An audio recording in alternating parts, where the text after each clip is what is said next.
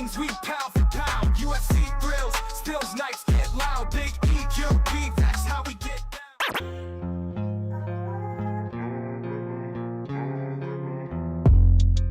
Yo, what's up, everybody? Welcome back to another episode of the GRP. Back at it again on a Sunday. What's up, Tyler Fish? Jumping in the chat. What's going on? Yo, Antoine, what's up? Welcome in. It's here. Infinity, what's up? Thanks for jumping in, guys. Thank you for that compliment, Infinity. Appreciate you. I was rather happy with the thumbnail myself. What's going on, Mayne? All is good. What up? How's it going, guys? Fucking thank you guys for coming back. Appreciate you all, as usual, for jumping in the chat and making my show even more fun. I think my camera moved a little. Oh, I forgot to turn the damn sign on. It's all good. I was hey, 78 Northwest, what's up? Welcome back. I lost track of time. I was making some changes and this motherfucker already. Yeah, but this one is custom, so shut up. But yeah, we're back at it, and fucking it's Sunday, and I'm ready to go. I was getting a few last minute things taken care of just because I thought of something at the last minute, and I must have lost track of time because next thing I know, my watch here goes off. It does a quick little vibration when it hits the hour, and I hadn't even put the welcome screen on. Call me a motherfucker again, and I'm gonna find you and catch your chin, hombre. What up? I'm right here, motherfucker. And I got myself some Noctane so I can wake up if you do want to catch me, and if you can. Chances of Chandler fighting Connor. Well, we've heard about it over and over and over again, and it hasn't happened yet, but there's a good chance of it happening at the White House if they do shit correctly. But yeah, we've heard that before. So what baseball jerseys were your favorites? Well, the Braves, 100%. I mean, those are 100% one of my favorites because that's my team. But let's see. There was a few. I did like the Mariners because, like I talked about, weird main event shouldn't be for a title. Oh, now you want to go back to talking about MMA. Cool. It's not a trash card, honestly. It's actually a pretty decent card. But I understand the apprehension for the main event, but I still think it's a pretty good card all the way around. And the navy blue Mets with the colors. Yeah, I wasn't that big of a Mets fan. Yeah,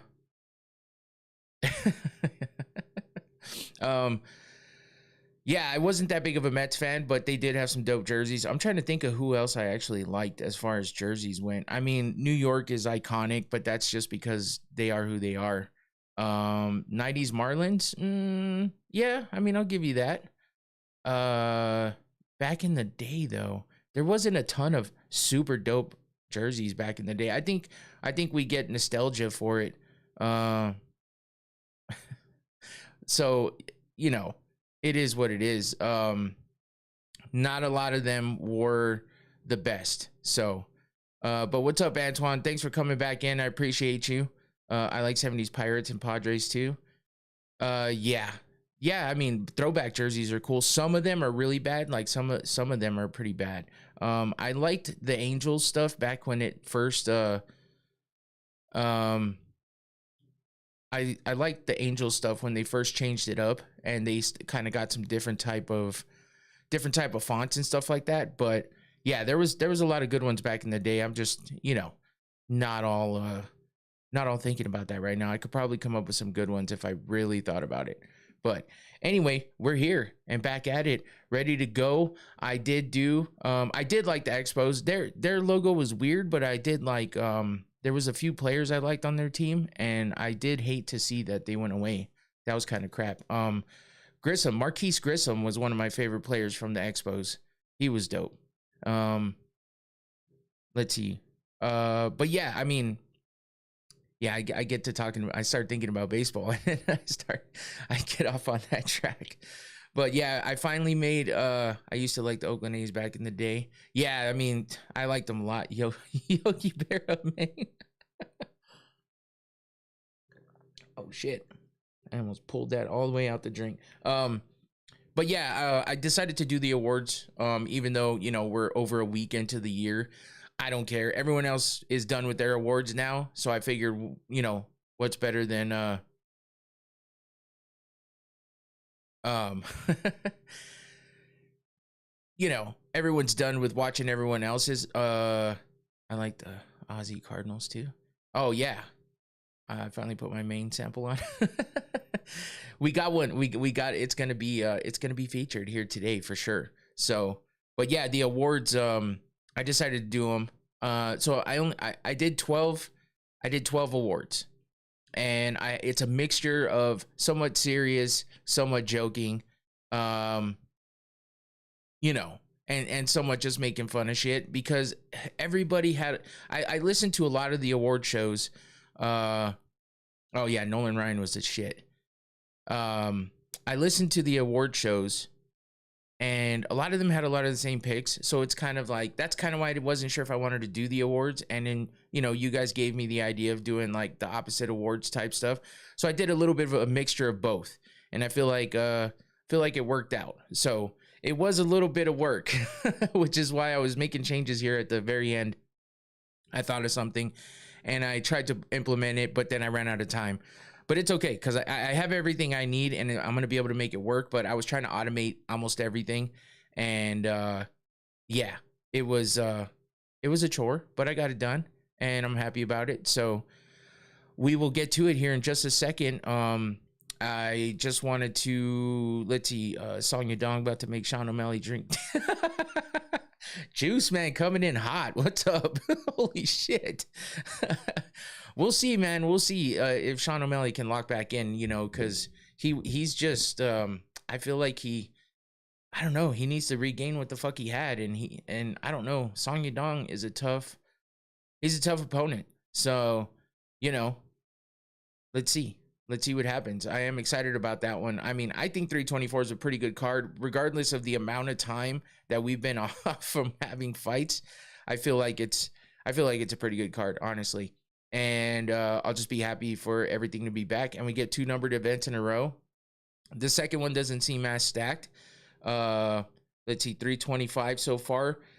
Well, I mean, so far what they've released is pretty good, but that's only 3 fights out of a possible 12. Alexander Volkanovski versus Diego Lopez, Dan Hooker versus Benoit Saint Denis, that's going to be a banger. Rafael Fiziev versus Mauricio Rufy, that has a potential to be a banger too. So I mean, from what they've let us know so far, those are some pretty good fights. But I do think 324 is a pretty damn good fight card. So yeah, I mean, you can down on it all you want, but it is what it is. That's what we got right now. And I believe that they're saving up a lot of things for the White House. So I think we're going to have some funky lineups coming up, and I think we're going to have some weirdness after about the middle of the year, or I should say right after the middle of the year, but it's all good. It's going to be a funky year just because of the start of Paramount Plus too. So we'll just have to wait and see, but I am interested in that Song Yadong and Sean O'Malley fight for sure. So before we get going too deep in and I forget, I want to give a shout out to my sponsor, Noctane Smelling Salts. I fucking didn't clean this bottle up, but it's all good. Sometimes it leaks a little bit. You got to make sure you store it up right. It does have some liquid in it, and it does leak every once in a while, especially if you don't close it correctly, and that happens sometimes. So let's go ahead and, oh shit, I turned the light on. Let's go ahead and take a whiff. If I can get the fan to turn off. Can't stand that 3-hour bag. Oh, shit. Oh, shit. Oh, man. Juice, man. Holy fuck. I get it, man. I understand. I respect Sean for what he's done in the sport so far. But I can understand why people get annoyed by him. So let's take a whiff of this Noctane real quick before we get going. Oh, Ooh, it took a second, but it was there. Whew. This is the most potent bottle of Noctane smelling salts. You can get the least potent, which is the white cap, and you can get the mid-range, which is the black. Infinity in the chat says the black is good because it's not as potent, but a little stronger than the white. So I think it's pretty good. Juice, man. Damn. All right. Yeah, you can all is good. What's happening with you, man? You can definitely hit that QR code that you see on the screen there, or the link in the description below. Thank you to Noctane for the sponsorship. I appreciate you. And yeah, go get yourself some Noctane if you guys are interested. You can learn a lot if you go to their website too. So check that out as well. Thank you to Noctane. There we go. Let's see what else. I'm trying to think of anything else. Speaking of Sean O'Malley, he is talking about he had some statements about possibly retiring soon. So Juice, man, you might not have to see too much of him in the near future. I feel like he probably wants to get a title and get out again, or get a title again and get out on top. But you know, that's going to be tough considering. I want to take a look. Oh, here we go. I'm going to go out there, take care of Song Yadong, take care of Piotr Jan. Doing Well is going to blow up, which is his new company, apparently. I'm going to retire. This might be the last Sugar year ever. So if you're a Sugar hater, you might not have to be, you might not have to worry about seeing him anymore after this year. But that is if he does what he says he's going to do. And that's going to be a tough task because he might have beaten Piotr Jan before, but he hasn't beaten Song Yadong, and that's his next fight. So hopefully he's focused on that. Now, grab tactics. So, damn, Juice Man does not like Sugar Sean, but it's all good. I get it. We all have our fighters that we like and don't like, and I definitely have mine. So, and you might see at least one of them on this show today. So before we just go off on a tangent on anything else, I say let's just get it going, get it started. I'm trying to think of any other news or notes that I might have for you, but there wasn't a whole lot going on. And, you know, we're obviously just waiting. RAF happened. I did cover that last week. RAF 5. Bo Nickel was one quick thing I wanted to touch on. Bo Nickel dropped out of his fight because Yoel Romero was like 6 pounds over or something like that. And I get it from a perspective of a fight, but he's wrestling. He got annihilated by one of the fighters I absolutely hate, which is Colby Covington. And I hate even giving him the props on the fact that Armin easily beat NCAA finalist. Yeah, Armin definitely looked good in that fight for sure. And, but yeah, I hate mentioning that Colby Covington did something good, but dude, he absolutely cooked Bo Nickel to the best of his abilities because he's a corny motherfucker.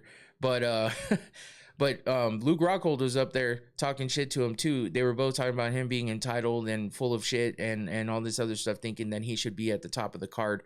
How do you feel about Guru wrestling Armin? Oh, that was the other thing. Good call, Antoine.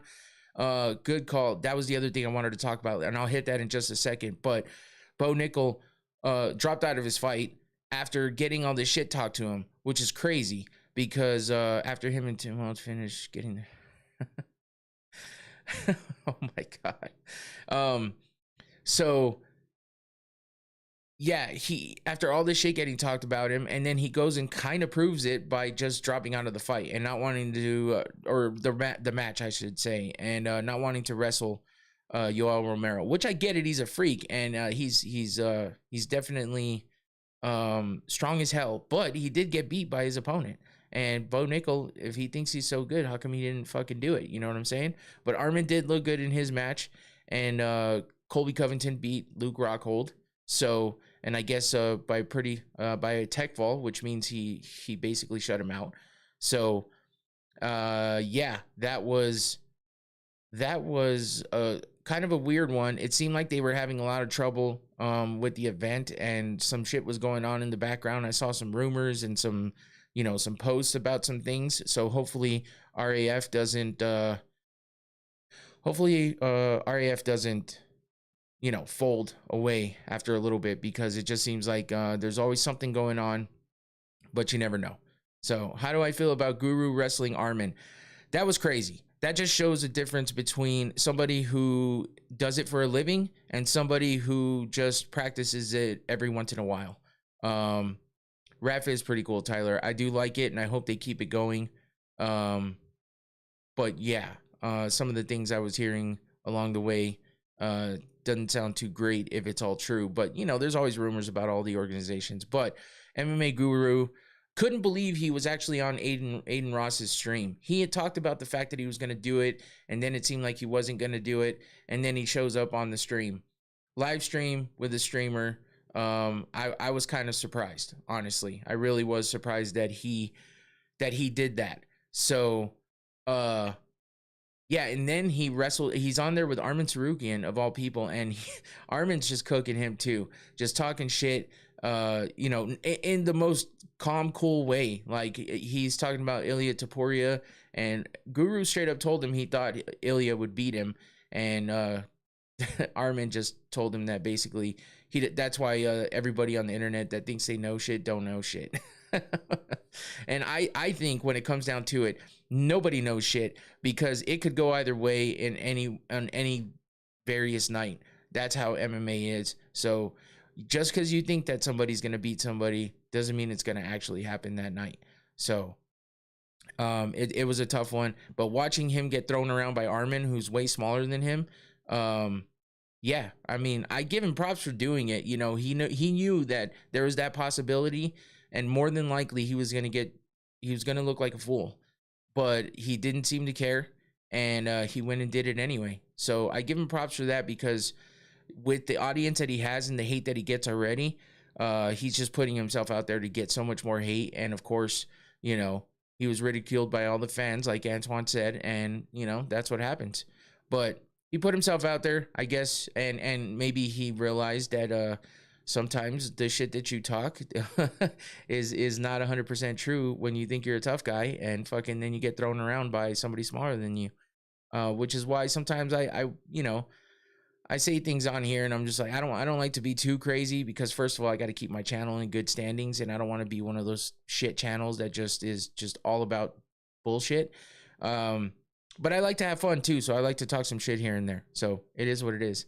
But yeah, I just don't think people understand UFC fighters are just fighters. They're athletes. Most people aren't that athletic. Yeah, that's true. And even when they come up against normal people athletic, they're still way more athletic because they train. It's what they do for a fucking living. It's just like somebody who is a basketball player for a living. They're going to be way better at basketball than you. There's very few people that aren't a professional basketball player that play for a living that can beat a professional basketball player. It just doesn't work like that. But everyone on the internet is a fucking tough guy. So as we've seen a couple times here tonight, but, Tyler, I'm more athletic. Romero is some kind of a weird specimen. So I don't know, Tyler. If you are, that's fucking impressive. Content Mayne, everyone is talking about it. Yeah. So it is what it is. And, you know, that's why I just stick to what I do best here. Keyboard commandos. And, you know, yes, I can be seen as one of those because of the shit that I talk here and there. But, you know, I'm also allowed to have my opinion, and I try to keep it tame. I don't go too fucking crazy, because I feel like it's only fair to be able to say what I want to say here and there, and it's fair to the fighters for me not to just fucking constantly talk shit. There's very few. It is my show. There's very few that I will just go off on, and that's because I fucking highly disagree with everything they say and do. I don't think people understand how good you have to be at something to get paid $1 million to do it. Yeah, that's 100% true. Speaking of being good at stuff, Antoine has a basketball show. If you guys are into basketball, I hope you don't mind me saying this, Antoine, but you know, I went and followed his channel, and I listened to his show, and you know, the boy can talk. He can talk. He's not shy in front of that camera. So the props to you, Antoine. It's good for you, man. And if you guys like basketball, he knows what he sounds like he knows what he's talking about to me. I don't know a ton about basketball. I don't keep up with it these days. Like if you're making $100 million to play basketball, you have to be so good, like it's crazy. Yeah. So, yeah, but it's a good one. And yeah, I mean, fuck, dude. Like that's what I'm saying. It's so hard to get into some of these things, and you have to have really good talent and be dedicated. So none of us are fighters, are professional fighters. So yeah, it's tough to say that you can. Yeah, it's tough to talk all the shit and not be able to back it up. But you know, that's how the world goes these days, I guess. So before we get too far into it, let's go ahead and fucking into anything else, I should say. Let's go ahead and get started. I'm gonna take a sip here because I need that. And we'll get started with the GRP Awards show. Here we go. And of course, like I said, I did 12 awards. It's the first time I've done it. I made this little trophy. Obviously, it's purely digital form. There's nothing else to it. I simply designed it. UFC is tied for my favorite sport. I'll chop it up anytime. Hell yeah, Antoine. I appreciate you for being here, man. Thank you for all the love you've shown as well. And yeah, thanks again. I appreciate all you guys for all the support and for coming on here and actually talking to me instead of just yelling at me about something stupid. It's okay to disagree with things, but you know, we don't have to fucking make it a whole show about arguing. But you know how we do, man. Yeah, so we got the GRP Awards, best and worst of the UFC in 2025, and that's basically what I made it of. There's a couple bests in there, a lot more worse, and that's just because we did the best thing. Late to the game start. Oh, no worries, Shawnee. Appreciate you for coming in and joining in with us. It's been a minute since you've been here live, or at least in the chat, so appreciate you.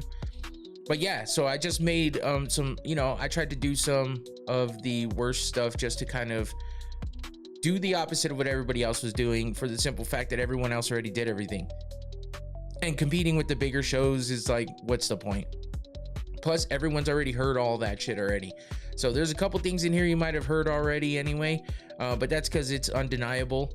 But yeah, I did 12 awards, and I figured that would keep us busy long enough to still let in some other banter back and forth with things and keep the show going. So hope you guys enjoy it. I put some work into it, and I tried my best to make it interesting and fun. So hopefully the Mayne there is, hey, I'll spoil that. There is a Mayne award, okay? So we're gonna get it. We are gonna get it. Because what I did, if you thanks, Shawnee. What I did do is because what I did do is because of the fact that we used the soundboard. I used the soundboard, and you guys seem to like it. And it's catchy, man. That's like, me and Infinity used to play with the soundboard all the time when we were on the other podcasts, and we're always, you know, playing those sounds all the time and shit. So it's just fun, man, and it gets stuck in your head. So I based all of my awards on the sounds I used the most, and some that I haven't used in a while, but that fit perfectly for the category that I made up. So you're gonna hear that. Oh, I got some for Wednesday. Oh, speaking of 12 awards, we got a long night. Yeah, we'll see how long it goes, just because it just depends on how far we go over it. I told myself it was going to be 6 to 8 awards. I got to 8, and I said, you know what, we'll go 8 to 10. And then I got to 10, and I was like, I can think of 2 more, so I'm gonna cut it at 12. I'm gonna cut it at 12, and that'll be it. So Infinity, when we're done with the awards, remind me again about Wednesday, okay? Because I don't want to do it here in the middle. I want to do it at the end for everybody to remember. So we'll hit that up. Me and Infinity got something coming up on Wednesday for you guys. If you want to go subscribe to his channel, and I'll explain after we get done with the awards. So let's get started. For the first beginning of the awards, you're gonna hear the sound go off right away. It might take me a second for the last few, because that's when I ran out of time. I tried to automate everything, like I said, and I fell behind a little bit, but it's all good. It was a last minute decision. So here we go. Let's get started with the first one. Here it is. Oh shit, here we go again. So this is the Here We Go Again award, because it is the event or outcome that didn't change throughout the entire year. So we had some titles that changed hands throughout the entire year. A bunch of them. Every single one of them, actually, except for one. And if you know who that one is, that's why I did this award, because I will say it's the only women's award on this show, because I couldn't find anything else that really made sense for it. I thought about doing the OF one, but I decided not to. Maybe I'll do something else with that later. So sorry, Tyler, but I didn't do anything with that. So this is I figured women first, and we're going with Valentina Shevchenko for Valentina Shevchenko for the Oh shit, here we go again. award, because she's the only champion that kept her title all the way through the year. She didn't give it up and get it back. She started the year as a champion and ended the year as a champion, and that's the only champion that wound up that way. Every other division changed title, or changed hands with the title over and over and over again, and some divisions over and over again. Alex Pineda had his title in the beginning of the year, lost it, and then got it back. So for this one, I had to go with this because it made the most sense. It was the only constant thing that happened from the beginning to the end of the year that mattered. So, and are we tired of seeing Valentina Shevchenko? I don't know. She definitely did earn it, Infinity, but she needs some competition. We've seen her get to the point where she is in some trouble. We've seen her struggle a little bit here and there. Now, whether that's a John Jones type of struggle because maybe she didn't take it seriously, I don't think that's it, because she seems to train all the time, very dedicated and very straightforward with how she trains and what she does, and I think that she definitely keeps to that. She needs some more entertaining fights. That's 100% true, Tyler. And I agree with that. She needs to get back to the exciting fights. If she is bored with the division, make it entertaining. Take some chances and fucking get out there and knock some motherfuckers out like you were doing. You know, Jessica Ai, she head kicked the fuck out of her and put her lights out cold on the mat. And she didn't wake up for a minute. She needs to get back to something like that. Or I think it's hard to finish other good fighters though. No, I get that, Antoine, but she seems to be above and beyond everybody. She struggled a little bit here and there, like I said, but she has almost lapped the division at this point. And she's just beaten so many people. I feel like it's either retire on top or take the chance. That's my opinion. So I feel like she's just not taking the chances and putting herself out there like she has in the past.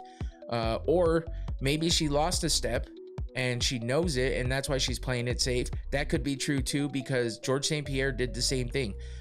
Take the chance while you're young. Well, she might not be feeling the way she did in the past, and I think that's kind of where I was going with that, Infinity. But it is a good point. And maybe she has a goal set for when she wants to retire, and she just wants to make sure she retires on top.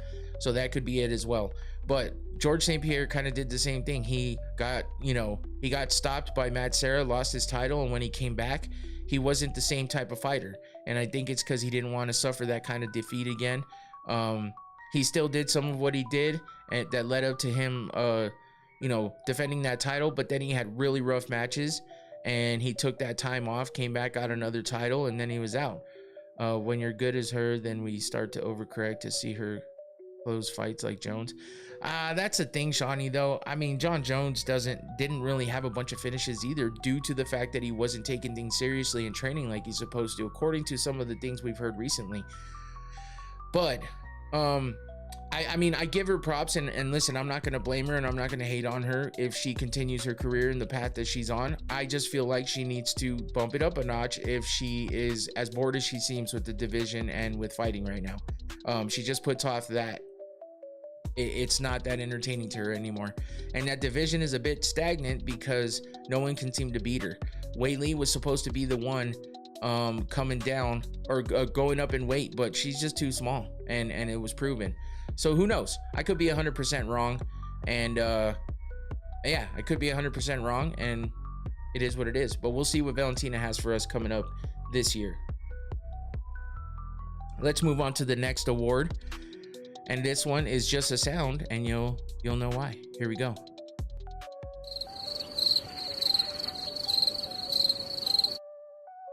Crickets. Worst card of the year, most boring is what this category is. Shawnee, we expect first round KOs from people like these. I get what you're saying though regarding even her decision wins. Yeah, I don't expect a first round finish. I just think that she should finish more often. We know she has the capabilities of doing it. I just wonder what's holding her back. Whether it's just being complacent or being bored or what. So that's all it is to it. I don't really expect first round KOs from everybody. I just feel like she needs a thanks, all is good. I just feel like I feel like she needs to pump some more entertainment into things because she's so good that she can kind of hang, and so hey, why not throw a little more into it, right? So yeah, worst card of the year, most boring. All you hear is crickets because that's how bad it was. And that event was UFC Baku. Khalil Roundtree Jr. versus Jamal Hill for the main event. If they stop checking the PEDs, it will get entertaining. That's a good point.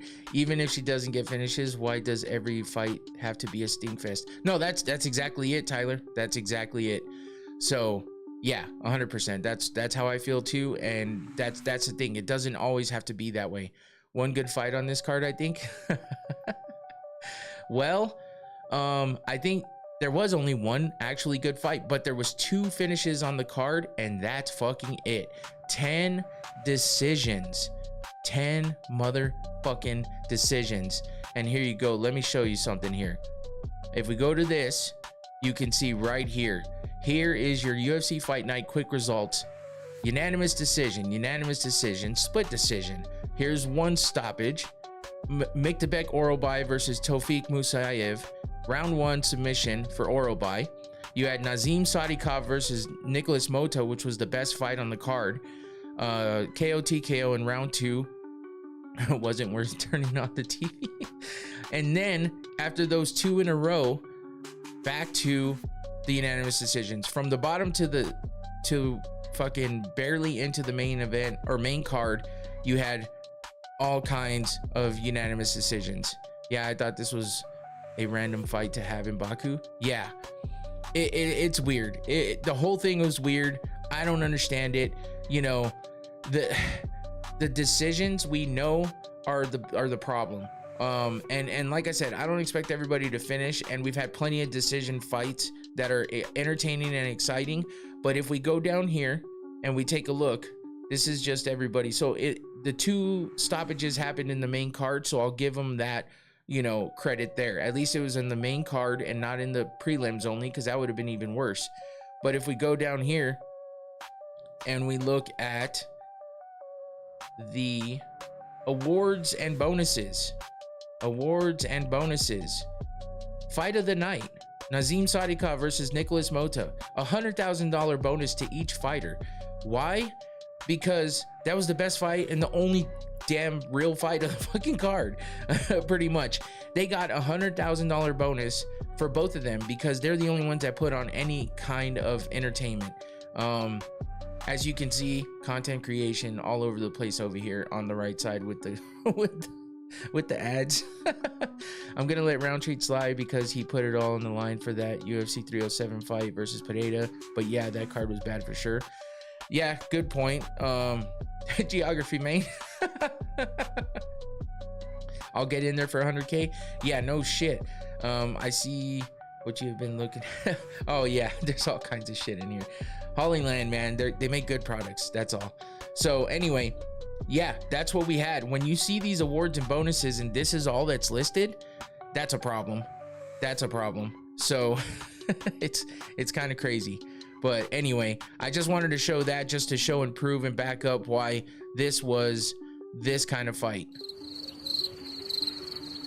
The worst and most boring fight card of the year, in my opinion. So, and I know that there was a few other ones listed. I think UFC 107 was one of them. And that was, if I remember correctly, YouTube normal comments saying they fight Any UFC fighter.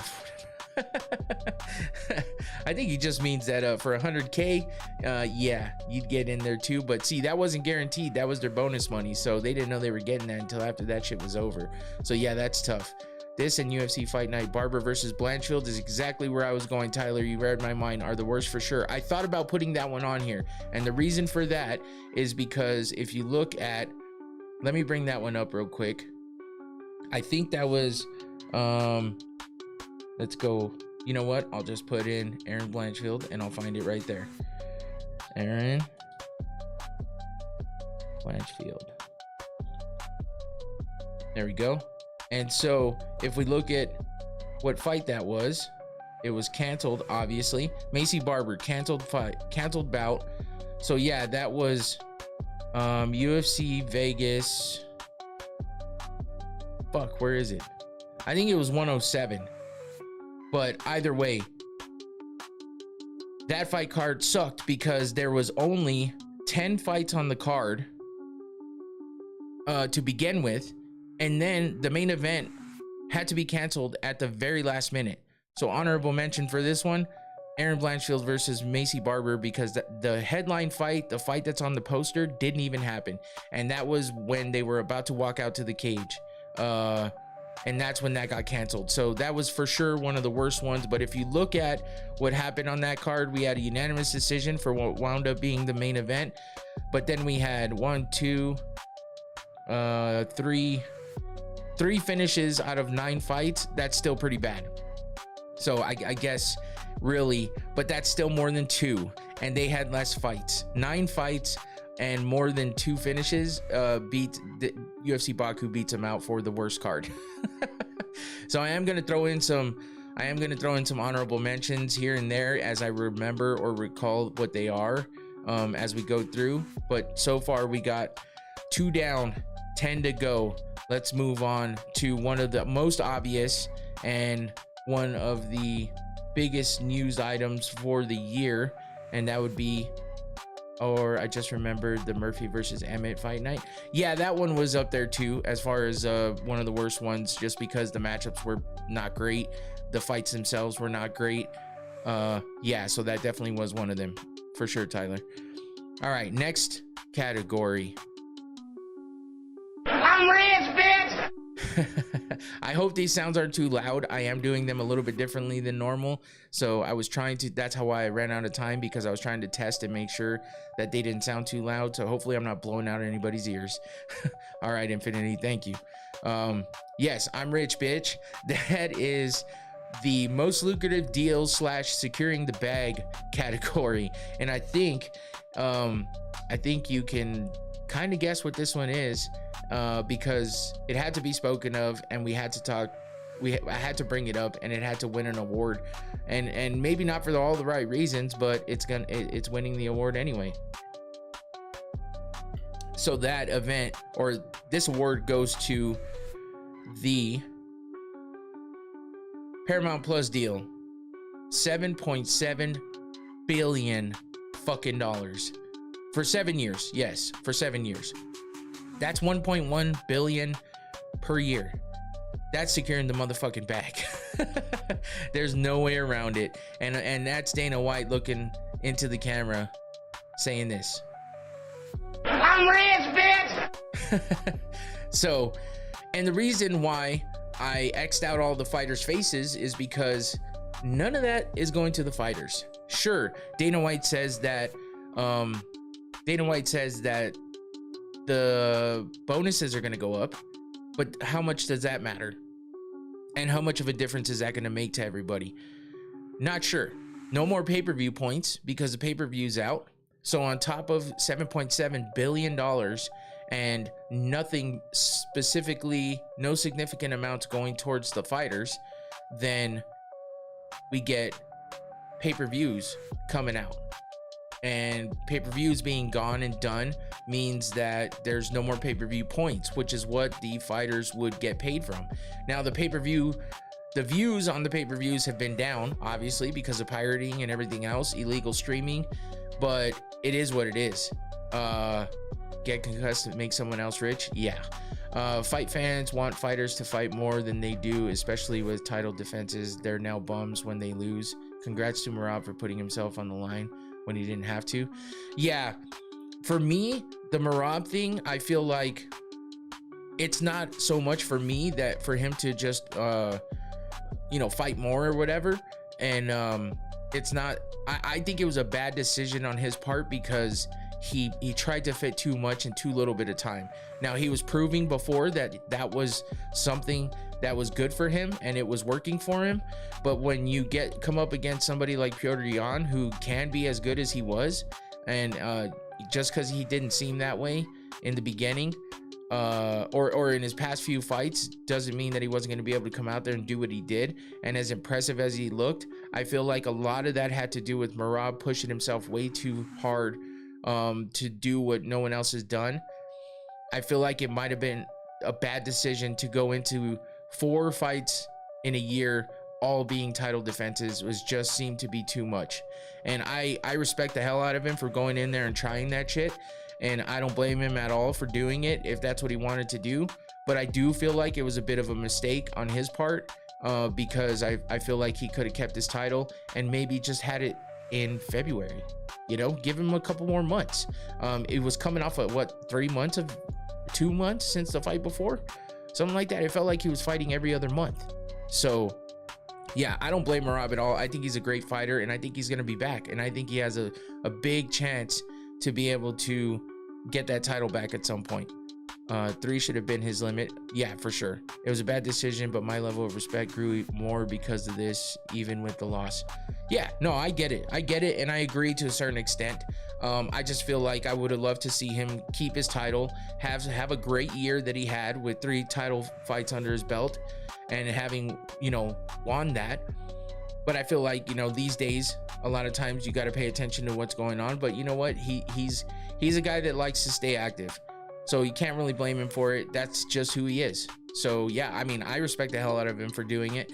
I just feel like it might not have been the best decision, but it is what it is. But as far as this goes, this was the most lucrative deal, obviously, of the year for any combat sport. And so far, Paramount Plus has not been bad. I feel like what they've put out there and what's been put on the forefront for content from them is pretty good. For me, it sucks for Merab not to get it because, in my opinion, he's the embodiment of fight of the year. He put on so many fights for his fans. Yeah, no, for sure. And I kind of do think he's the fighter of the year for everything he did. Just because he lost, I don't think that means anything. It just, the big the big things that implications on it is that he lost his title. So that's what people down on the most, but I still think he had a hell of a year. And for that many title defenses and how he won those all those title fights, it was damn good. Joshua Van as well did really well. But again, that the ending people aren't happy with, and that's what people are going to down on, and it sucks. But he had a great year as well. But all of his fights were not title defenses. So that's what puts Merab a step ahead of Joshua Van. But Joshua Van had a fantastic fucking year for sure. So, but yeah, that's this event. 4-0. Yeah, 4-0 with getting the title at the end, which is great. It just, he didn't really have a full fight. So that's what people are going to focus on, which sucks. I think he deserves definitely being up there for, if not tied with, just under Merab. 4-0 is great, but again, Merab, 3 title fights. I don't know, man. That's one of those things you can go back and forth on. It's just my opinion. So I don't have any problem with somebody saying Joshua Van is the fighter of the year as well. Because of the type of year he had, because I'm definitely on the fucking Joshua Van hype train for sure, because he's a badass, and I think he's gonna give Pantoja a run for his money if Pantoja comes back quickly, or whoever he fights next. I think he's gonna have a chance to be able to defend that title at least a couple times. But Pantoja's a beast when he's on point, so we'll have to wait and see. But yeah, Moving on, next one, we got 3 down. Here we go to number 4, the 4th award for the year. And honestly, I didn't have an honorable mention for this one because I don't know what the fuck else could even touch this. Van had a great year, but I'm not sold on him yet. Not his fault with that result, but Pantoja is so well-rounded. Yeah, and that's why I say he has a chance to defend it, but is he going to be able to? Because Pantoja is a beast. So it's definitely interesting, and that's something I'm looking forward to seeing this year. So let's move on to the next one, the next category, and here it is. Get your fucking shit together, my God! The Get Your Shit Together award, the fighter that needs to lock in. And, well, there's a few of them that I can think of, and some of them, this one was a weird one. This one was a weird one for me because I was just, I started trying to come, right on, Shawnee. I was trying to come up with something, you know, a different response for this one, but I kind of made this one around the fighter that I picked for it. And the reason for that, well, let me just put it out there. Leon Edwards, Mr. Rocky. I think Leon Edwards is past logging in and doing anything anymore. I think he needs to maybe put on some good shows here and there with his fights and get some good bonuses and then maybe call it a day. Because I don't see him getting back to that title for sure. Everyone has kind of surpassed where he was, and it was tough to say that he was, you know, one of the best with some of the fights that led up to his title, you know, gaining that title. But he showed proof that he deserved to have that title after coming back and beating Kamaru. So, but he does need to fight Masvidal. That would be fucking tremendous. But I don't know if we'll ever see that because they got to get Masvidal back in the UFC. He seems to be in good standings though, so it's possible. But this award goes to none other than Arman Tsarukyan. And the reason why I say this, and some of you might not agree, but the reason why I say this is because, first of all, if you think about what happened here, he lost his opportunity to fight for the title because he hurt his neck, okay? But the rumors are that he actually couldn't make weight and they didn't want to even deal with it. So, is that the truth? We don't fucking know 100%. But here's the thing. Arman has been doing... he does all kinds of food videos, for one, which is crazy. Especially if the weight was the issue for... or partly the issue for him not fighting. Hurt his back trying to impress Nina Drama. That's what they say. But, yeah. Yeah, he just fucked up that opportunity in the worst kind of way. And now he's pissed off that he's not getting a title shot. And we all think that maybe he deserves it because of his record, because of what he's done, because of his fights leading up to that or whatever. But also, how stupid are you to fuck up that opportunity? Now, if he was actually injured, I get it and I understand. But the last thing you can do to the UFC, this is well known, you cannot pull out of a title fight of all fucking things and put the organization in a compromising position, because then that just fucks up a lot. From a business standpoint, I totally get it with him pulling out late, but let's be honest, he would be the lightweight champ. He had a great chance. I don't know that he would have really pulled it off, but I think he's probably the one that has the best chance of doing it. But holy shit, did he fuck up. From a business standpoint, he's young enough to where if he would have lost due to an injury, he could have just pulled the injury card like everyone else fucking does, and then just lock in, work at it, and come back quickly to get another title shot and fucking prove that you're the best. You know what I'm saying? And while I understand that sometimes I say too that maybe you shouldn't do that, I feel like this was one of those times, but we don't know. That's the thing. We don't know 100%. We can speculate all we want, but unfortunately, it's tough to know the 100% truth, the concrete truth. Only Arman knows. Only the UFC knows, if even the UFC knows. I don't know. All I know is that UFC looks down on this, and unfortunately for him, he hasn't been able to. From a business standpoint, I wouldn't put him in a title shot from all angles. Everyone is saying he's hard to deal with. Oh yeah, Yeah, and he was on that. He was on that that stream with Aiden Ross too. And yeah, I mean, he just seems like a very, maybe not entitled, but he seems very just comfortable being the guy that says, I want this, this, and this. And hey, don't say that. You don't know what the fuck you're talking about. That type of guy. And it's like, well, how do you tell that type of guy that he's fucking wrong? Because he'll just constantly play this fucking game. So yeah, for the UFC, that's why they don't want to give him that opportunity. He fucked that up on his own. And because if it really was a weight issue, then that's your problem, buddy. Because making weight is your job. So it's unfortunate, but you know, it is what it is. That's why I say, get your fucking shit together, Armin, and show and prove why the fuck you need to be next in line, and just keep fighting. Look at Leon Edwards. Speaking of, you know, it was said earlier, speaking of Leon Edwards, look how long he had to go before he got a title shot. Look how long Lerone Murphy's gone on a win streak, undefeated, and still hasn't gotten a title shot when he should be next in line, or at least one of the next ones in line, and it doesn't even sound like they want to give it to him. So, you know, when you get that opportunity, I have no problem with the UFC pushing Patty. Yeah, I mean, he's entertaining to a certain extent, and he's fucking popular as shit.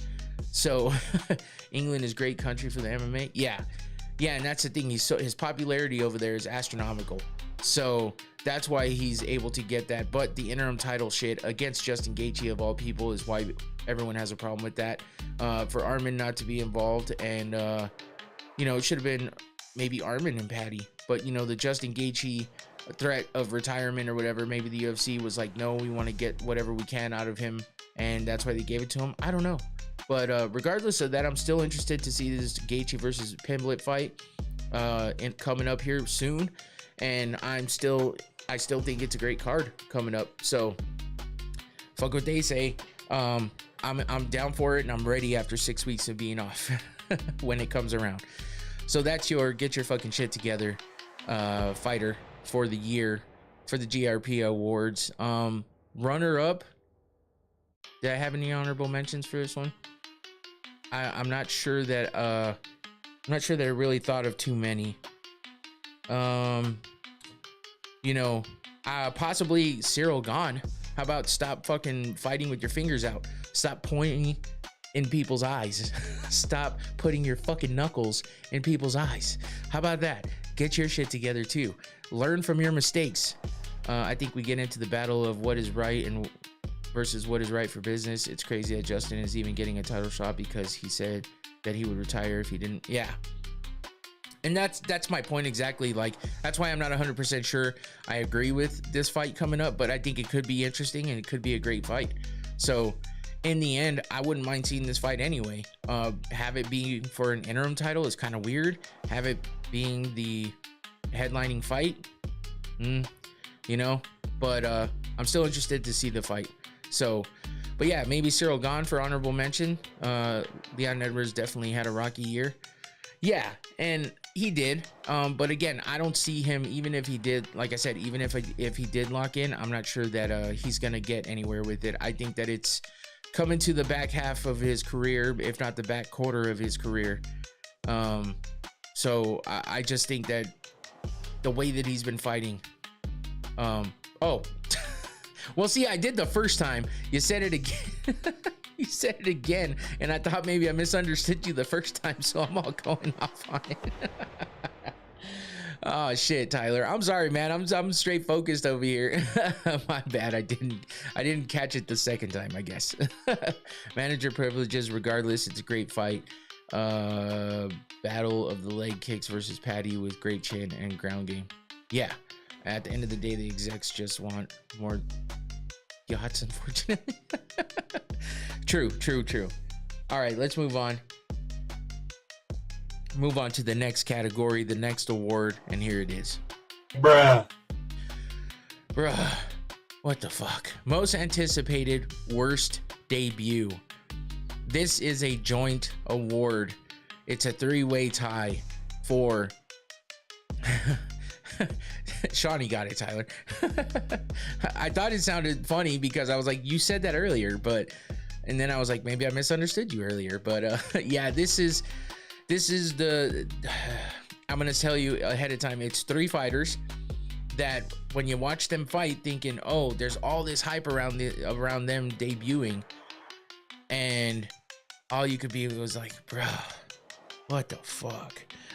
Like, what just fucking happened? So this is a 3-way tie. No honorable mentions needed because there's 3 of them, and this is who it is. Did I fuck this up? Hold on. I think I did fuck this up. Let me manually do this one real quick because I did fuck this up. This is annoying. You know what? I'm just gonna go with it. We'll go with the first one here. I didn't put in the damn picture with the award because I'm a dumbass.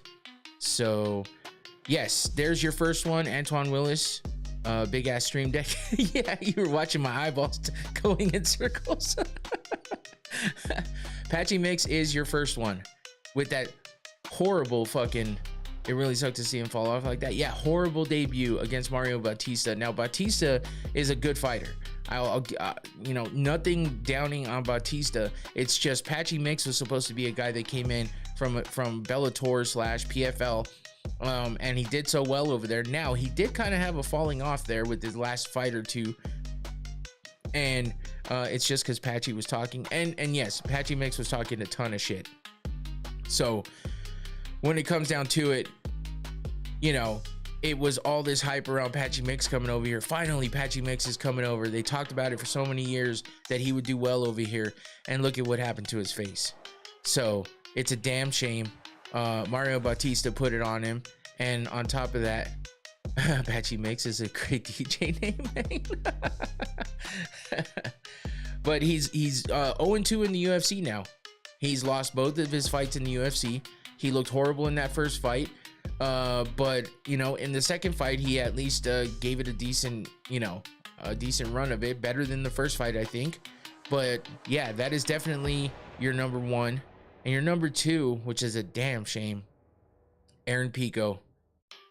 Aaron Pico getting slept, getting murked, getting every fucking thing you want to say about knock the fuck out by Lerone Murphy with that spinning back elbow. And then Murphy gets to land this face-crushing fucking blow by Hammer Fist on the ground before he got the ditty. Tyler Betts, what up? Hey, no Diddy, man, no Diddy. That was for what Infinity said. Welcome in, Tyler. Appreciate you for coming in. Second Tyler in the chat. But we got Aaron Pico. Aaron Pico, we talked about for years as well. Patchy is the boyfriend to one of my favorite fighters, female fighters, and Tatiana Suarez. Yeah, man, but Tatiana couldn't even help him. And she had a disappointing fight against Wei Li as well. I was really hoping she would do better, but yeah, one of the most brutal KOs of the year for sure. Yep, because I mean, the fact that he got laid out with that elbow and he's out cold like he's laying on the cross, and then he still gets annihilated with a fucking hammer fist before Herb Dean could get his stupid ass in there to stop the fight. Holy shit, he should have tagged her in. I think it's a bad dynamic to train each other like that. He might be a yes man and he doesn't know it. He might have had a better chance.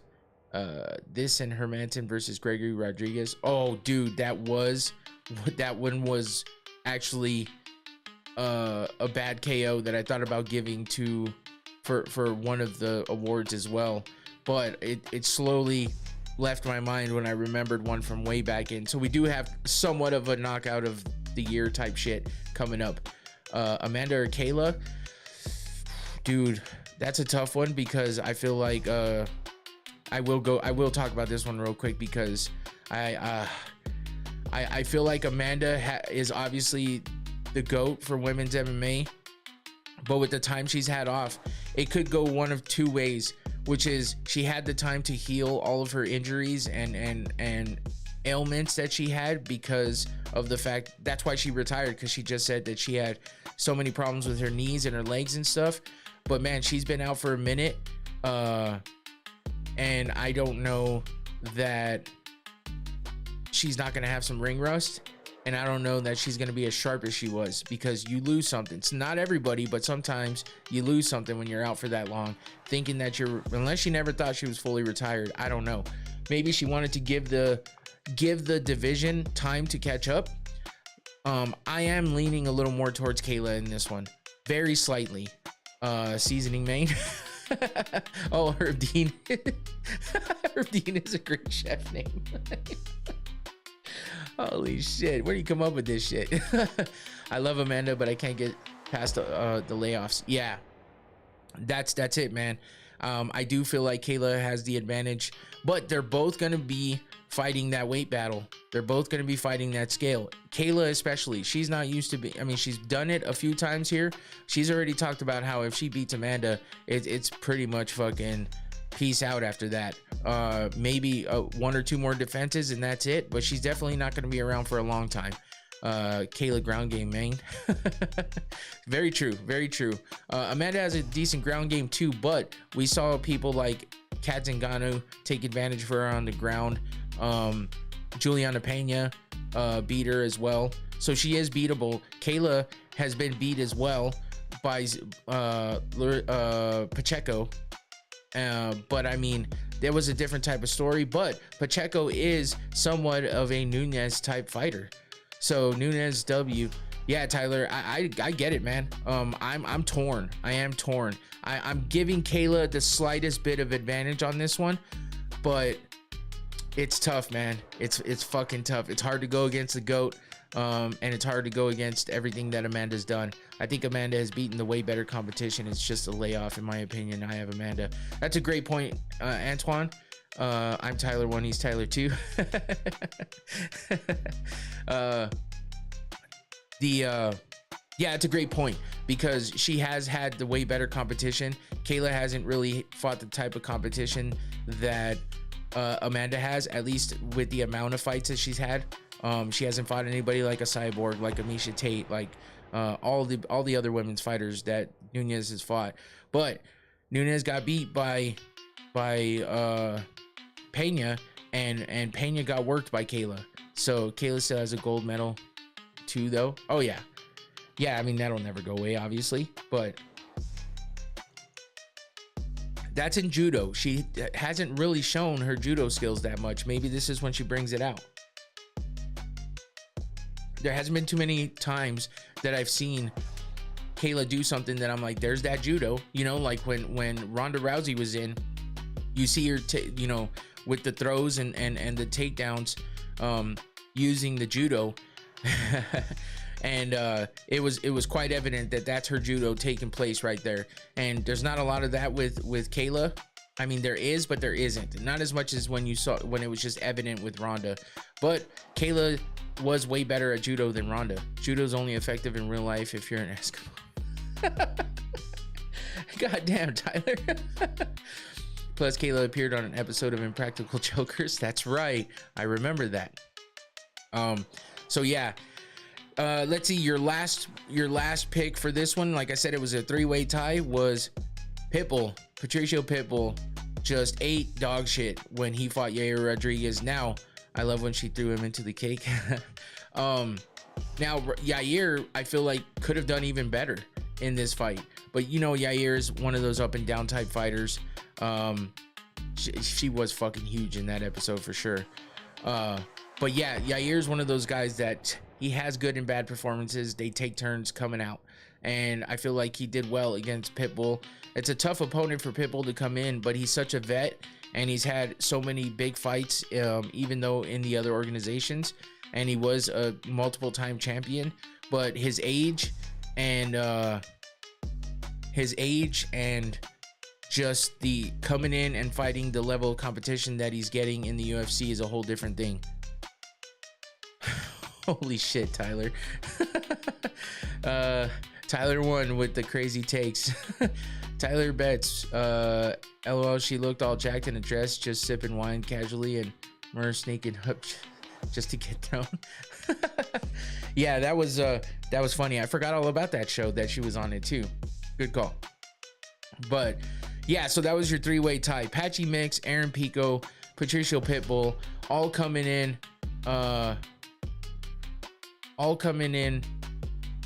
from Bellator / PFL. Highly touted debuts, thinking that, you know, they're gonna come in and do big things in the UFC. Like maybe, you know, Chandler hasn't done the biggest things in the UFC. Michael Venom Page has done a little better than that, but you know, guys have come in and done good, and these guys just oof.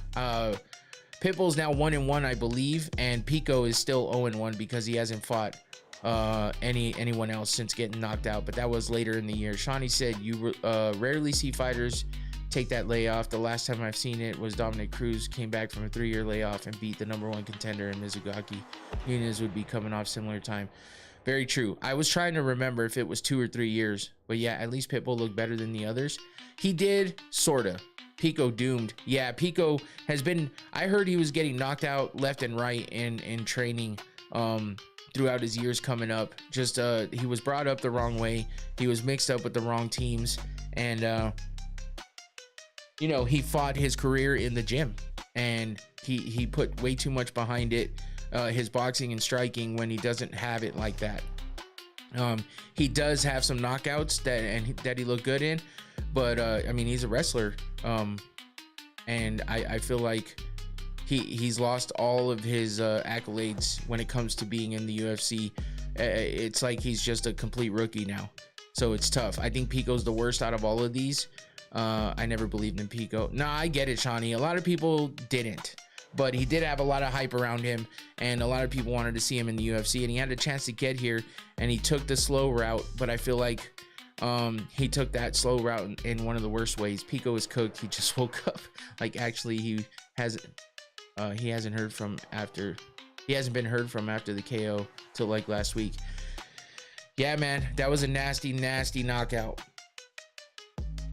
Catching that elbow and catching that last shot. Oof. All right, let's move on to the next one. Hopefully I didn't forget any shit in these next ones. It's the only one so far. Here's the next award. Do you think Patricio is still one of the greatest featherweights of all time with just a Bellator belt? In Bellator, yes. Not all around. He doesn't touch anybody in the UFC, regardless of, because of the competition that he fought. His record is a little up and down. He had some hard fights with multiple guys that he fought multiple times, and I just feel like when you put it in comparison to guys in UFC, I don't think it I think it's close, but I don't think it's better. So I guess one of the greatest, yes, but it depends on what he does with the rest of his UFC career, because they might soil that a little bit. And it's tough because he's older. He's got a lot of, you know, wear and tear on him, a lot of miles on those tires. So it's going to be tough, especially with the competition in the UFC now. All right, let's move on to the next one. I'm not surprised, motherfuckers. Of course, I had to put that in there. And this was the most predictable outcome of the year. Before we go past this, Shawnee says, watching Pico fight, he looks like he can't put everything together. He's great in some areas, but he's missing a fluid aspect to this game. He talked about this during... Oh, we talked about this during your streams. Oh, yeah. I was going to say, this sounds like something we've talked about before. Yeah, that's what it is, man. That's why I say the way he got brought up was weird. I've heard all the rumors of him in training and stuff, and his team and what he went through and the types of training he was doing, and it just doesn't seem like it was right for him. And I feel like he needs a cleaning of the hands, and just wipe the slate clean and start over with a new team that's going to really focus on putting everything together for him, if he can even stand it. It sounds to me like there's a possibility his chin is just gone. So according to some of the things I've heard, but you know, that's from people way above me that know way more than me. So I don't know. Anyway, not surprised, motherfucker. Most predictable outcome of the year, and this is a combination of things that won this award.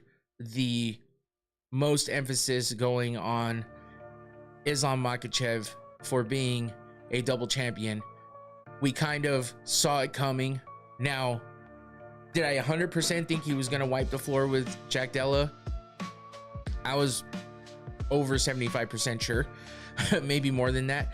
I chin Pico with a takedown in wrestling practice. Are you being serious right now? I love this award special. Oh, thanks, Shawnee. But yeah, so this is you know, kind of a dual winner for this one, and that is Islam Makhachev, because I'm not surprised that he's a double champion. I would have guessed it, and I was pretty sure that that's.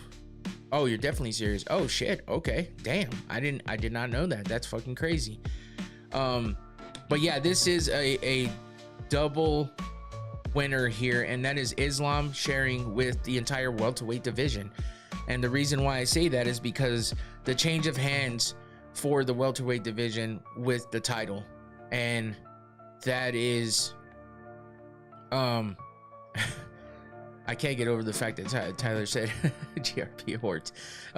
Tyler said that shit. That's fucking crazy, man. I'd like to hear that story at some point in time. But yeah, so this one is shared because obviously, like I said, Islam winning the 2 titles. I could have guessed that. I felt pretty good about that.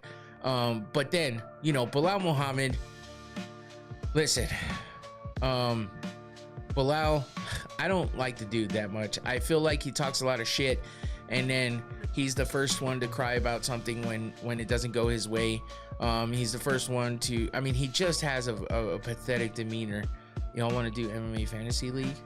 JDM Beard Stink? What? I don't know about MMA. I've never done an MMA Fantasy League. Chicago Grim Reaper. Fucking Tyler, you always bring up the deep stuff, man. Yeah, Bilal, for me, he's a good fighter. He's a good fighter. Hey, I'm different in Fantasy Infinity. My 2 fantasy football leagues, I got second place in one, and I was the champ in the other one. So fantasy's different than betting, man. What's happening with you, man? But yeah, so Bilal, like, I did not think he was gonna be able to defend his title. I just didn't. So when it comes down to it, you got a Discord. I can DM you details in MMA Fantasy League, or I can give you details here. I'm on Discord. I don't necessarily have one specific. I can make one. That is something I thought about doing. That is something I thought about doing to us. So maybe I do that, and we can get at it. That could be a thing. People forget, man. DDP didn't check in with Bilal, and he got put out of the wrestling. Oh yeah, MMA Fantasy is real for sure. Yeah, Tyler, that's exactly what I said. You always come up with the deep stuff. Those deep cuts, man. Yeah, so Bilal, I did not think that he was going to defend his title. So I wasn't surprised by that. And Jack Della coming up against Islam, I wasn't sure that it was going to happen either. I didn't think he was going to be able to beat Islam. I thought maybe he had a small chance, but I really didn't think that that's what was going to happen. So this is why the welterweight division, change of hands title, you get somebody coming up from a lower weight class that wins the belt, and that's why they win this award as well. I'm not surprised, motherfucker. Islam Makhachev, double champ, even though he had to relinquish his other belt. And the welterweight division just fucking passing around that title. Now that Islam has it, we'll see if he passes it around as well. But for now, that is that, and they get the award. And I made this a chain for Islam because he already had the 2 belts in his hands. In case you didn't notice, I thought that was pretty funny. Anyway, next one is surprise, motherfucker. We went from I'm not surprised, motherfucker, to surprise, motherfucker, the biggest surprise win of the year. Now, this one, of course, there could be different. I ain't gonna lie, Alexa Grasso can get the juice. No lie. A lot of people like Alexa. I feel like to me, she feels like she's a robot, bro. She's a bot. How long does double champ status last? Yeah, you know, he didn't lose his belt in the lightweight division. He had to vacate because they didn't want double champs. So now he's the, you know, he's still a 2-division champion regardless. So that lasts forever. He did it. And he defended his belt in the lower weight class. So, you know, he solidified it. Now let's see what he does in the welterweight division. So I'll wait and see. But yeah, but Alexa Grasso is good looking, by the way. Juice, man, I wasn't downing on that. It's just she feels very Juice is wild. Islam is so good, nobody's beating him. He'll never go back down to lightweight unless he can't pull Topuria and the money is right. His next fight is getting Topuria to fight at welterweight or a certain matchup at, oh yeah. So he's not double champ, he's a 2-division champ. Yes, that's true. The Juice is loose. Lightweight GOAT plus double champ. Tyler. Oh shit. Why bot? No, I just I'm just saying that I feel like, you know, she looks like one of those robotic girls, like the way it's weird. You kind of see her glitch out every once in a while. And I'm just saying that's just the way she looks like she has a porcelain face, and like don't get me wrong, she's hot. Don't get me wrong. But I feel there's something off about her, and I don't know what it is. Like her eyes, bro. Like look at the way her eyes are. Like what? Just straight on when she's looking at the camera. You're telling me you wouldn't drink her bathwater? What's wrong? What the fuck's wrong with you wanting to drink her bathwater? I'd rather do other things, but I'm not saying I pass up the chance. But what I'm saying is, there's something off, and it drives me crazy. That's all. I'm just pointing it out. So we had the I'm not surprised motherfucker, and now we got the surprise motherfucker, and this goes to the biggest surprise win of the year. And if you didn't know, you're about to know. That is Ethan Ewing coming out the woodworks. There are certain people who we know they're double champ without defending said belt, like, you know, when someone is a legit double champ and it's rare. Oh yeah. Juice, man. Ethan Ewing came out the woodwork, just fucking jumping in on late notice, very late notice, to fight Malcolm Wellmaker. Everyone's thinking Wellmaker's got this in the bag. There's no fucking way some dude out of nowhere is gonna come, who's a safety professional, is gonna come in and beat the guy. That's gonna come in and beat the guy that's been sleeping everybody. Yeah, and fucking Ethan came in looking like a goddamn demon slayer. Like, what the fuck? So and the other story behind it all was that, you know, he's the safety professional, basically like an OSHA guy for construction sites. And you know, Malcolm Wellmaker is the guy that's doing the construction, that the safety guy will come over and tell you you're doing something wrong. So everybody hates the guy, the job that Ethan Ewing does. And fucking, so we thought, hey, here's the chance for the construction worker to get the safety guy. And instead, Ethan comes in and says, you ain't safe here, motherfucker, and I just showed you why. And he gets the fucking win out of nowhere. It was insane. Here's a little bit of what he did to Malcolm. Ethan the Professor Finesser Ewing. Man, I love Wellmaker, but that was such a great win. I still Wellmaker's story and will root for him. Oh no, I love Malcolm Wellmaker, man. I just think this was crazy the way that this ended up. It was a crazy turn of events. It was weird the way that it turned out. And I just, man, I was not expecting it whatsoever. Who knew that Ethan Ewing was this guy? There's some people out there that follow other organizations outside of the UFC that are like feeder type leagues that probably knew. But just, well, Malcolm Wellmaker being who he is, I just thought that for sure there would be no way that he would get slept. Or not get slept, but get beat. Because he got beat by decision. But Ethan Ewing made it 100% evident that he won. Talbot would get spanked by Ethan. I bet he would, actually. The way that Ethan looked, unless it's a fluke, you never know. Sometimes that happens. But I will say that, you know, getting a guy on, you know, last minute replacement type shit.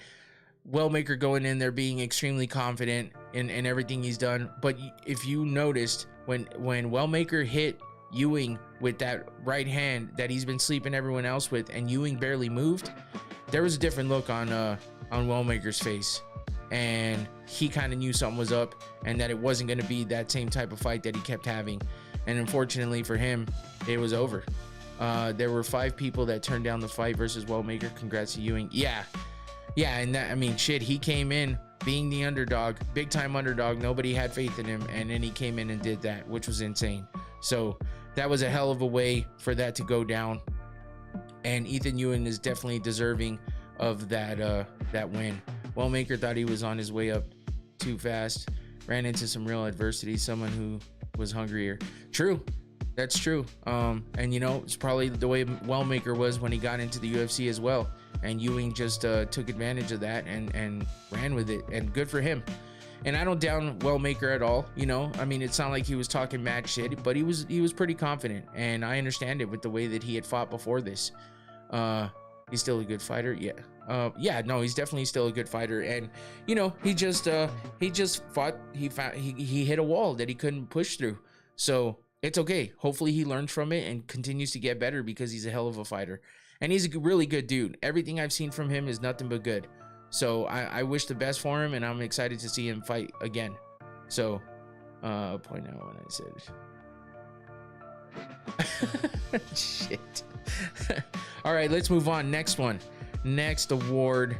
I gotta remember. Oh, I know which one was the last one, and then I'll have to hit the button manually. Here we go. Next award. Next category. You dumb motherfucker! If you didn't understand that, he said, "You dumb motherfucker." The biggest dumbass outside of the cage. And yes, this includes non-UFC fighters that attended UFC events and did some of the dumbest shit possible while watching the event, or somewhat watching the event. And if you don't know who that is at this point, you haven't paid attention, and that's okay, because this is a little bit of a deep dive. But this guy, Jesus, this fucking guy, if you watch this show, you've heard of this. And by the way, before we get too far, while you're here, because we're already almost at the time that I usually quit, but I'm not done yet. So I got 10 names for this. Yeah, Shawnee. Don't forget to like this while you're here. Please hit that like on the video. You know, X out of that chat real quick if you have to. Hit the like button for me. I'd appreciate that. If you're not subscribed, please do that as well, if you don't mind, if you like what you're seeing, or at least just hit that like button. All right, just want to throw that in there real quick and remind you guys before we get out of here. We're coming down to the last few, but let's have fun with the rest of these, and this is definitely one of the fun ones. Yes, Cedric Dumas, he is an honorable mention for sure. I feel like I got something's fucking poking me in my shirt or some shit. Yeah, for sure, that's an honorable mention, but he is not the dumb motherfucker you're thinking of. This guy's not even in the UFC, but he attended an event and he did some stupid shit. So here it is. You dumb motherfucker. You dumb motherfucker! Dylan Dennis, you stupid fuck. Yes, 2 is here. Oh shit. Yes, Dylan Dennis, dumbass of the year, goes into a UFC event where there's a bunch of Dagestanis and seeks them out and decides to go ahead and start shit with them, and then gets his ass jumped. Dylan was dope as a best brown belt. Dylan's a fucking idiot. His lifelong belt is colored brown because he's such shit. He's a shitty person, so he needs a shitty color. I never got going as black belt. Yeah, he thinks he's the greatest thing in the world. He's God's gift to jiu-jitsu and black belts. But Dylan's on an intellectual level. Yeah, on the negative side. And this is why he's such a dumbass. Yeah, sure, you know, John Pork hit him in the back of the head, but who gives a shit, because he fucking deserved it. And as you can see in that bottom picture, he's fucking rocked, trying to figure out what's going on, looking like the fighter that just got picked up by the doctors and the ref and asking why you stopped the fight when you were out cold on the canvas. And then He's carrying around these stupid fucking Ronald McDonald clown shoes because that's what the fuck he was wearing, like an idiot. Who the fuck goes to an event where you might possibly get in a fight because you're Dylan Dennis and you don't know how to shut the fuck up, and your mere presence aggravates people to the point that they want to kick your ass, and wears some stupid shit like some clown shoes that fall right off? That's probably half the reason why he couldn't stand up. Besides getting his ass beat in by all the Dagestanis. I don't think Dylan won a title in grappling at the pro level. Yeah, I'm so tired of this guy. White Promotions book him for fights and pulls out. Yes, great BJJ, but Dylan has no chance without Jessica Andrade. He shouldn't have even been there. 100%. And that's what's funny about all this. Because he wanted to go and be a dumbass and get his ass whooped, he had to pull out of his Misfits fight. Do we care? Probably not. Not really. Mayor Adams of New York said they're still investigating the event. Oh, Jesus. Yeah, I'm not surprised. But Dylan Dennis is a fucking idiot, and that's why, you know, Dana White already said basically he's banned from even coming back, because how do you let him back in when all he's gonna do is walk around, talk shit, seek out a fight, and then cry about it after? So hysterical Adams ain't even the mayor no more. Oh. Yeah, but yeah, who knows? So yeah, there's your dumbass, you dumb motherfucker award, because that's what Dylan Dennis is, a big dumb motherfucker. They told Dana he was there, and that's when it should have changed. Yeah, he took full credit for, or full blame for letting him stay. He said he should have got him out of there when they said he was walking around. But yeah, thanks, Shawnee.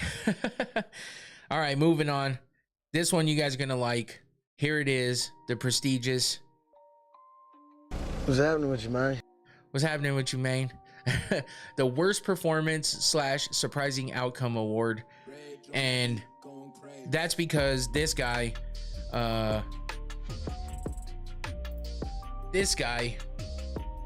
fucking great guy, fucking doing well, and came over from another organization, and he was doing pretty good.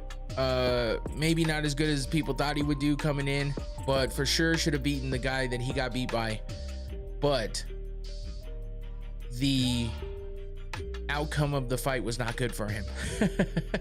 So no, this one's different. Tua, Patchy won an award earlier. I do not have any double winners out of all of this, so this is somebody totally different, and this is who it is. RDR, Rainier de Ritter, getting beat by Brendan Allen, who, by the way, is a great fighter, but everyone was picking RDR to win that fight because Brendan Allen has lost enough fights and isn't like a super top level fighter. I mean, he's a great fighter, he's up there, but RDR was set to beat him for sure. And Brendan Allen just fucking whooped his ass, and basically RDR's coaches were like, that's it, that's enough, we can't watch him go through this anymore, and they threw in the towel. He quit on the stool, whatever you want to call it. This fight was over while he sat on that stool, so he gets the award for what's happening with you, Mayne, because that's all we could think when he's sitting on that stool, not getting up, wondering what the fuck, cameras in his face, looking disappointed and defeated because he got broken. He couldn't do shit. That's really how it went down. So why are you gonna remind me on my many? Oh shit, sorry, man. But this one had to be it. I couldn't get over the fact that that's the way he went out. It was it's kind of crazy, man. So let me see real quick. Oops. I wanted to see real fast, was that his last fight?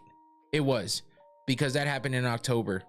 So at the end of the 4th round is when the fight was called off due to his coaches saying he couldn't go anymore. He, didn't want to get off the stool. So yeah, it sucked. Brendan Allen, he loses by TKO due to what they call retirement, but it's just meant for the fight. So yeah, that was nuts, man. That was nuts, and to see him go out like that is crazy. So we'll see after being off since October what kind of a matchup he gets next, and if he can bounce back from this. Allen is 2-0 in hotel lobbies. Though he sure the fuck is. So yeah, Brendan Allen, man, he came in and did work, and he got the best of, and he broke RDR, honestly. So that is that one. So the next one is let's see, we got three more before we call this quits and end the first annual GRP Awards. Make sure you hit that like button while you're here, please. Once again, let's go on to the next one, and I actually have to hit the button on this one. So here's your next award, and it is this one. Oh, hell no! Worst non-fighter performance in the UFC for the year. And it's something that had us all saying, oh, hell no. What the fuck are we doing? What is happening here? So, and that belongs to none other than some clowns. Some clowns, of course. The clowns that wear the official uniform of refereeing. The referees are the oh hell no award winners of the year. Why? Because we had so many fucking stupid stoppages, so many dumb shit, fucking just moments of the year between referees that are letting fights go so long. You're wondering if the guy's gonna live. Oh, and I messed up this picture. Holy shit. I'm covering the chat.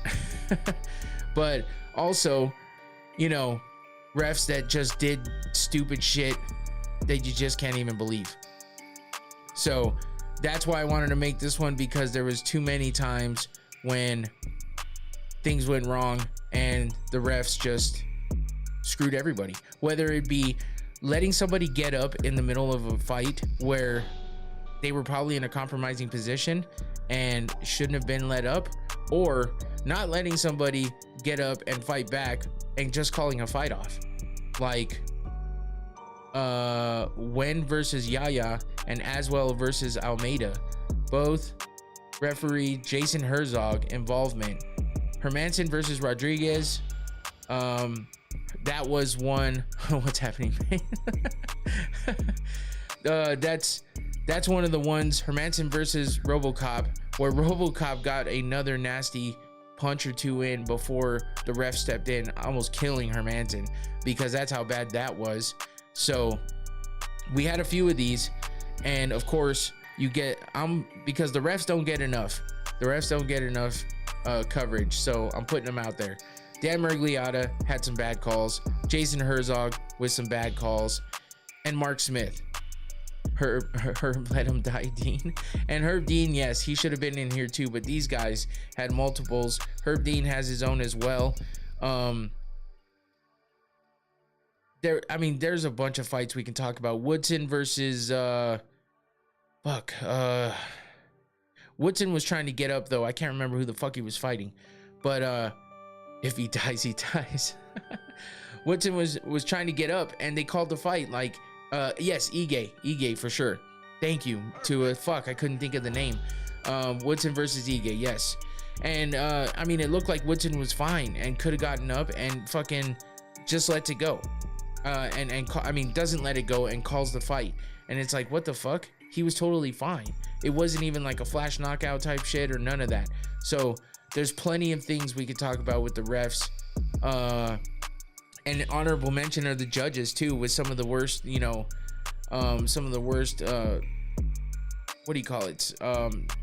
decisions too. There's a lot. There's a lot. I don't even know where to begin, but it's just one of those things where I feel like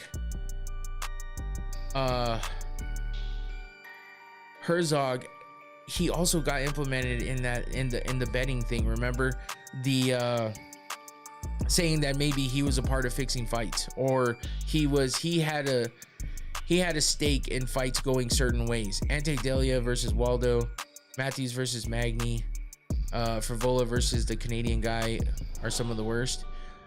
Delia versus Cortez Acosta. That's right, because I'm trying to think of why that one was bad, because all I remember is Acosta coming back and knocking Delia out. But I forgot that the eye poke situation. Yeah, that was bad for the simple fact that the simple fact that they call for the replay, and what I thought was the replay meant the fight's over regardless. You can't restart the fight, and then they restart the fight and just act like nothing happened after giving Acosta so much goddamn time to do whatever and get wiped down and looked at and attention paid to. You're not supposed to do any of that shit, just like we saw with Tom Aspinall. He got a rag to wipe on his own, but he didn't have other people doing things to his eye. You're not supposed to do that unless the fight's over. And then they just decide to start it back up. And then Acosta comes out and just fucking knocks out Delia with one punch, and then falls to the ground on his own, holding his eye because his eye's still killing him. So it was just a crazy, weird event. So yeah, that's definitely one of them. Matthews versus Magny, I don't remember as much. But that Hermanson versus Rodriguez was bad. And there was one other one. Frivola versus the Canadian guy. I don't remember which one you're talking about with that one either. But I had a list. I had a fucking list and I lost it. That's all right. It is what it is. But yeah, the Waldo Cortez Acosta versus Ante Delia, that was bad. Just mishandling everything. So yeah, those were definitely some of the bad ones, and just had to give him an award for it. So let's move on and get to our last two. These are a little more exciting ones, and then I gotta get the sound ready. All right, here you go. Here's your next one. God damn. That's what we got to say when we see the unbelievable streak that has happened with this fighter. Matthews versus Magny. The Magny was in a sub and ref stopped the fight with 2 seconds left in the round and then magically restarted the fight and Magny ended up winning. Oh shit. Yeah, I totally forgot about that one. Oh yeah, Tua said it too. The ref stopped the fight at the 1 second mark. I do remember that now. I totally forgot about that one. How? I don't know, but I totally forgot about that one. But next category, unbelievable streak. Goddamn is all you can say. And that is because this guy is still on this crazy ass streak, which is Walter Walker taking fucking limbs, mostly ankles and feet. I'm gonna sit this one out on the ref thing. I took multiple courses on MMA wrestlers before. I was so worried about my position and doing the right thing in amateur fights. Oh shit. Okay. Yeah. Walter Walker with the fucking crazy ass 4 in a row heel hook submissions in the first round, which is insane for someone to be doing some shit like that. I believe it's 4 in a row, right? Because I couldn't even believe that. I couldn't believe that it was that many. Like when it hit 3, 1, 2, 3, 4. Yep. Heel hook, heel hook, heel hook, heel hook. 2 performance of the night bonuses. He beat Louis Sutherland last. Kennedy and Nzechukwu, which you can see here. There it is. And then Dontel Mays and Junior Tafa. So you got Louis Sutherland and Kennedy Nzechukwu, the last 2. And yeah, he's on a 4-fight win streak in the UFC for his 4 fights. Or he's fought 5 times in the UFC, lost his first one, and now has gone on a tear with 4 wins in a row, all in the first round, all by submission, all by heel hook, which is crazy as shit. So yeah, it's hard to deny him of this award for the unbelievable streak. I mean, obviously we had Merab Dvalishvili with the 3 wins, 3 title defenses. If he would have won that 4th, that would have been crazy too, but that was a pretty unbelievable streak as well. That Bonapik makes my Achilles hurt. Yeah, exactly. So yeah, it's crazy, man. It's crazy, and I just can't. It's hard to believe that he continuously has done this, and we'll see if he, his last fight was in October. We'll see if he comes back sometime soon and does it again. It'd be insane for him to go 5 in a row and see how long he can take this streak. It's even crazier that he's got that many wins in a row in the first round, all except for 1 under 2 minutes. Just nuts, man. So yeah, that's your winner for goddamn, because that's all you can say when you see these submissions and the fact that he's been on this streak that long. So here's your 12th and final, and it will be for, oh, let me get the sound. I forgot I didn't do this one. Let me find it. Where is it? So many buttons. Great heel hook position with his right leg tucked under the shoulder and the left. Yeah, for sure. Where the fuck did I put? Oh, there it is. Okay, here we go. Last one. You got knocked the fuck out, man. Most brutal KO of the year. Now, I know that there's a lot that can be chosen from with this one, and I know that there's a lot of different opinions, but what I feel like after watching all of the award shows and seeing what everyone else picked, I feel like I couldn't pass up the chance to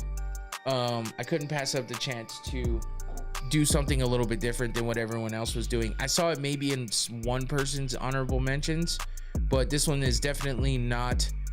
Do you think Walter makes the top 7 this year? If he continues on the streak that he's on, yes, but the problem is when's his luck gonna run out on being able to grab that heel hook? He looks great doing it now, and he's catching everybody with it now.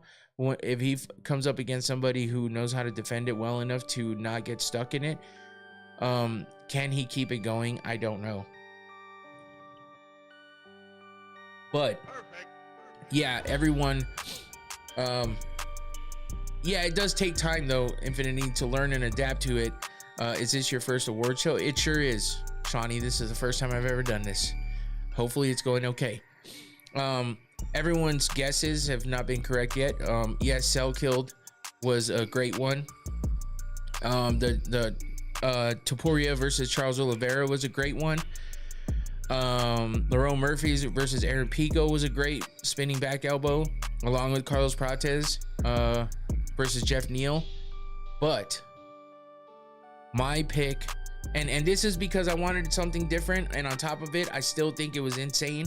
And the amount of time the opponent was out cold. Hey, thank you, Shawnee. I appreciate you. Thank you for being a part of it as well. The amount of time he spent being out cold and the way that it all happened, the follow-up shots, insane. I'm giving it to, well, the winner of the award is Kazuma, but Elijah Smith is the actual person that got the knockout of the year for me, with the Rampage slam, the fucking crazy slam of Kazuma. Elijah gets the win on this one, but Kazuma gets the "you got knocked the fuck out, man" award. Thanks, Tua, appreciate it. I was hoping that you know, everyone would understand this one for me, because if you just watch what he did, the setup he did for that power bomb, that crazy slam that he did, he picked Kazuma up as he did. He put his hands in front of his face to make sure that he slammed that dude's head on the mat, and he got the perfect opportunity to do it, and he followed through with it with the biggest impact you could think of. And he had Kazuma out cold before he stood up and landed this brutal fucking follow-up punch that, of course, the ref didn't stop him in time for. So this was the "you got knocked the fuck out" award, because holy shit, how can you pass up that fucking crazy ass slam that we haven't seen anybody do in that fashion since Rampage? And for Elijah Smith, who's not even that big of a guy, to have done this and then follow up with shots like that, his nose about to touch his ear.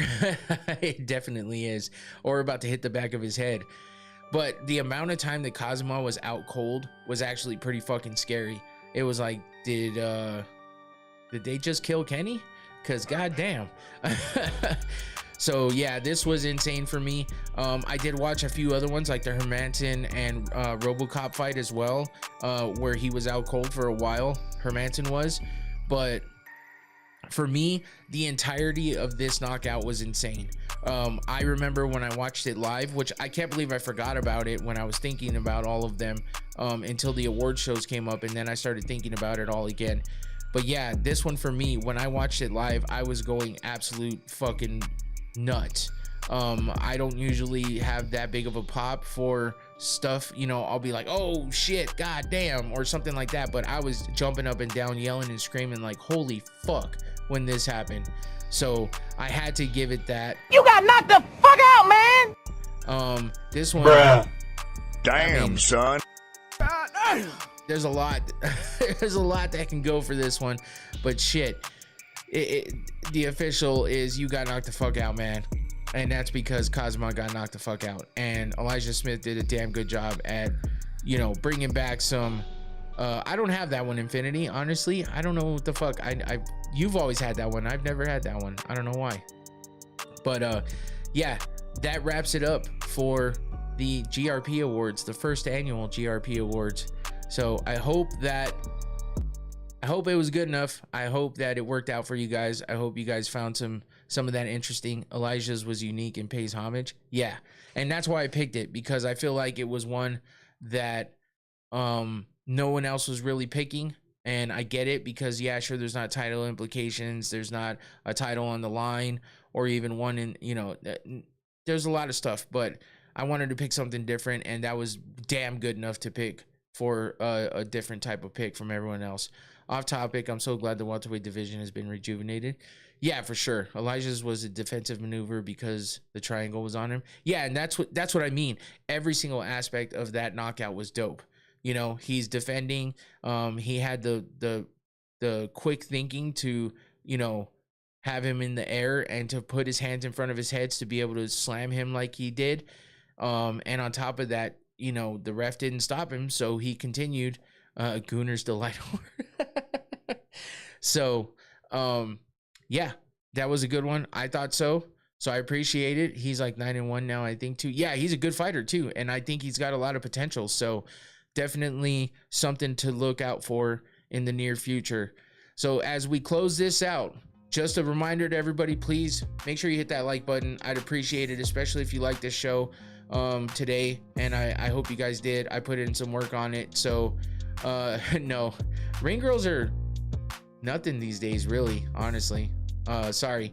Yeah, I got you, Infinity. But before you guys go, Wednesday, check out DJ Infinity's YouTube channel. Go and subscribe. I will be, I know it sounds different, but I will be interviewing Infinity for his channel, and it's going to be good. It's going to be good. So check it out if you want to learn more about DJ Infinity. He's in the chat all the time. He's a good friend of mine, and he, you know, he's doing some things on his own, and it's good, and I like it all. So it is a reverse interview, and yes, I will, Tua, don't worry. I'll throw it in the comments here, so come back and check. I'll do it tonight or tomorrow, but by the end of tomorrow. So go check it out. Wednesday we will be live. Not sure the time yet. Infinity, maybe 7, I think, our time. We're in Arizona. So anyway, go subscribe to his channel, hit that notification bell so you know when he goes live. We will be live on Wednesday. It'll be a fun one, so check it out. I'm looking forward to it.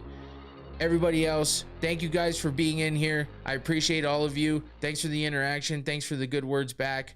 That's it for me. I'm out of here. Take it easy. Come back on Sunday. Come back on Thursday. I'll have some more content for you. All right, that's it for me. I'm out of here. Take it easy. Peace.